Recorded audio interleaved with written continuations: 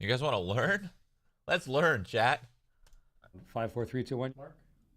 Hi, I'm Commander Chris Hadfield, astronaut, spaceship commander, spacewalker, part-time musician. I'm here today to hopefully debunk some common space myths. Here's this common perception that you will immediately fry to a crisp by the unfiltered, unadulterated solar radiation if you get sucked out of the airlock. In truth, it's way worse than that. In the shade in space, it's like minus 250 degrees. But the part of you that's in the sun, it's plus 250 degrees at least. So it's going to start boiling and burning. So it's like lying on a red hot stove with a piece of dry ice on your back. And your lungs are going to be sucked flat instantaneously. But even worse than that is your blood is going to boil, like opening a can of pop where suddenly all the little bubbles come out because there's no air pressure around you. So simultaneously, you are going to freeze, boil, burn, get the bends, and no longer be able to breathe. Not a good way to go. I've done 2 spacewalks,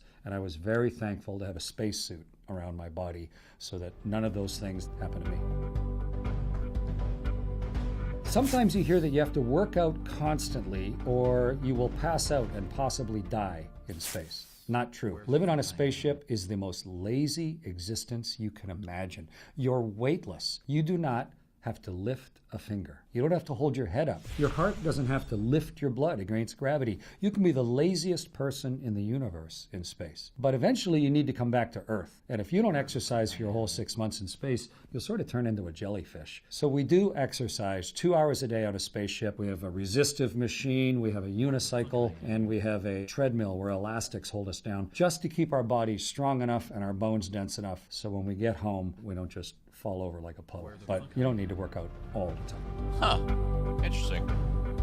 You've probably heard that space has a smell, maybe like burnt steak or some type of barbecue. That's true. When you come in from a spacewalk, you're surrounded by the emptiness of space. It's sort of like the opposite of air. There's nothing there at all. When you quickly repressurize the hatch and you open up the hatch and you smell, what is that lingering smell from a place that used to be exposed to space? The smell in there is a little bit like that trace of a smell of gunpowder or burnt steak, or to me it's sort of like brimstone, like a witch has just been there. It's a cool, lingering trace of a smell. I think what it really is the emptiness of space, the vacuum of space, is actually pulling trace chemicals out of the metal of the walls of the ship. Little bits of stuff you never smell because normally there's air pressure holding them into the metal. They're slowly off-gassing those tiny little trace gases and trace particles that otherwise they never get into your nose. And those are released. It's sort of that metallic gunpowder-fired smell. This is kind of interesting, dude. I don't know why. It's not even coming from space. It's just sort of coming from space's effect on our ship. Yeah, in truth, it smells a little bit like a burnt steak. So there's a lot of word out there that if you go incredibly fast, like the speed of light, if you could travel at the speed of light, that you won't age. And despite thousands of years going by, you'll stay the same, but everybody that you know will die. That's not really true.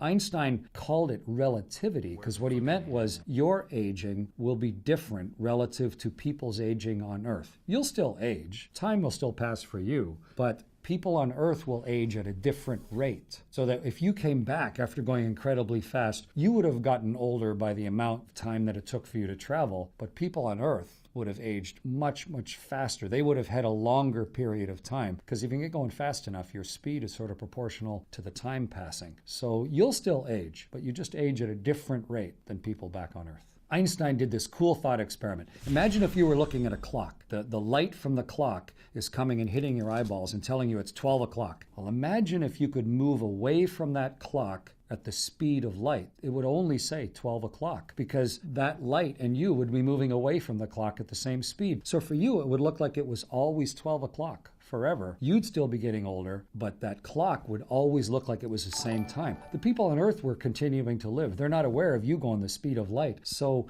you can see that the time for you, because of your speed, is relatively different than the time for the people on Earth. It's a really unusual thing to try and grasp in your head.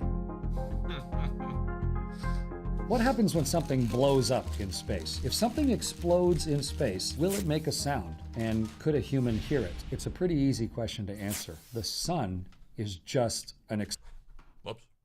explosion. The sun is the biggest explosion any of us can imagine. It's a huge, continuous thermonuclear explosion. It's every atom bomb we've ever built, way more than that, continuously exploding. It would be the loudest thing imaginable. It's constantly happening, but we don't hear a whisper of it. And that's because there's nothing to carry the sound from the sun to us. Even though it's incredibly violent, there's nowhere for the pressure of all of that sound, all of that noise, to be carried across the emptiness of space to shake my eardrum in here and let me hear the sound of the sun. It's a good thing. It'd be deafening. So if something explodes in space, it makes sound, but there's no way for that sound to be carried across space so that I could hear it.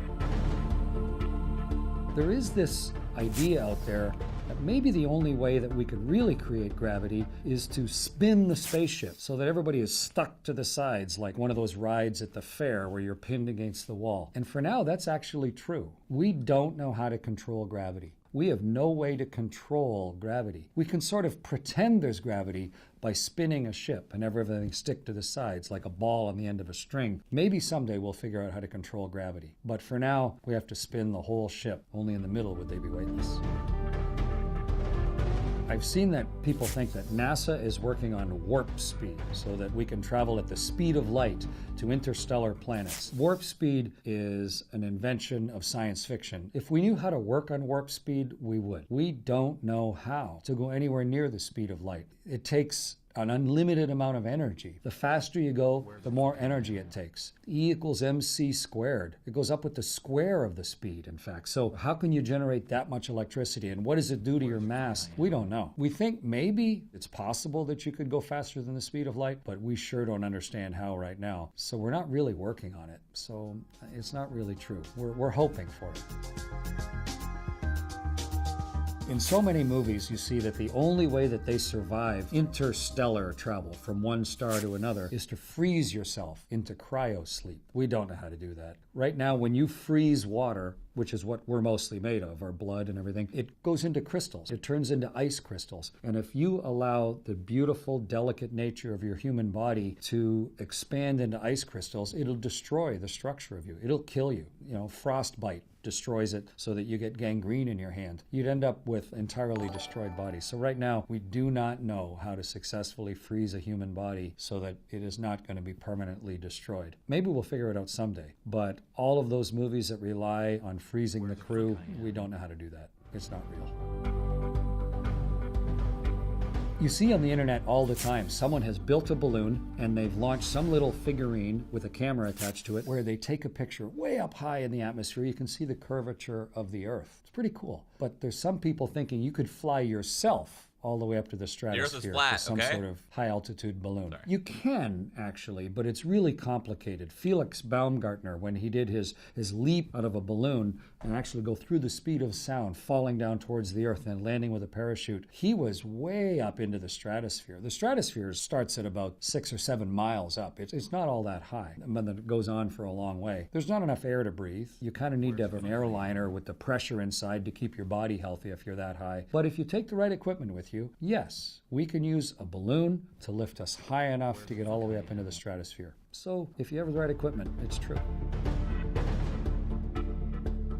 You've probably read somewhere on the internet that if you go to the space station, your body will get taller, sort of expand, and it'll be painful, and you're going to be taller forever, an irreversible experience. And it's not really true. As I'm standing here talking right now, gravity is pushing me down towards the floor. Every single bone in my body and the little bit of gristle that's in between the bones, like each of the vertebrae of my back, every one has a little disc in between each of the bones, and even my hip bones and my knee bones. There's a little bit of a gap. Well, if there's no gravity pushing me down, then those gaps can all get a tiny bit bigger. If you stay in weightlessness for a few weeks, in fact, your body just sort of stretches because the gap between each of the bones gets a little bigger. And in my case, I got about that much taller. But you aren't really taller, you're just sort of temporarily longer. But it's not permanent. As soon as you get home and gravity starts doing its work on you and grinding you down, everything squishes back down to its launch. So you may be for a little while a little bit taller in space,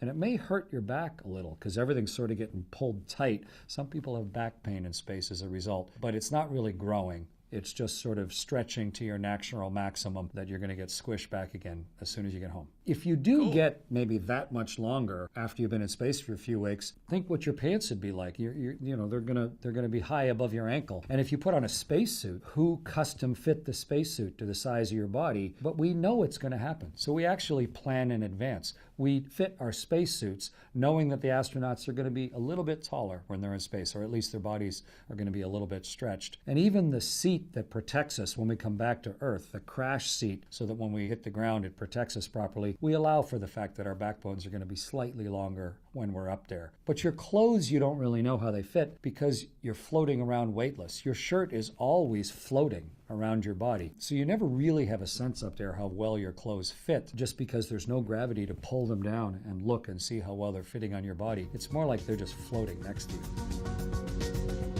I've read somewhere that on board the International Space Station, bacteria multiplies 10 times faster in space. So if you get sick, your body's going to be like torn apart by this ravenous strain of mutant salmonella. Nah.